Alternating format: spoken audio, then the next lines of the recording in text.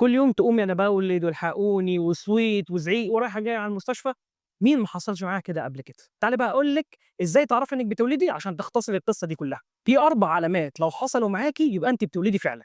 1 لو في تقلصات في البطن، أسفل البطن وبتسمّع في الضهر، وألمها أقوى من ألم البريد، لو حصلت نكلم الدكتور أو نروح للمستشفى. 2 لو حسيتِ في ضغط تحت الحوض ما تخافيش، دي راس البيبي بتنزل لتحت ودي علامة إن إحنا بدأنا في دخول الولادة. 3 لو بدأ ينزل عليكِ شوية مَيّة قليلين أو مَيّة كتير، ده معناه إن خلاص عنق الرحم بتاعنا فتح وجيب المَيّة اتفتح، نجري على المستشفى بسرعة وأرجوك ما تأخريش. 4 لو في إفرازات معرقة بدم، دي بقى بنسميها الشو أو علامات الولادة، لمّا تحصل معاكِ تعرفي إن عنق الرحم بتاعِك بدأ يفتح وإن أنتِ في بداية الولادة.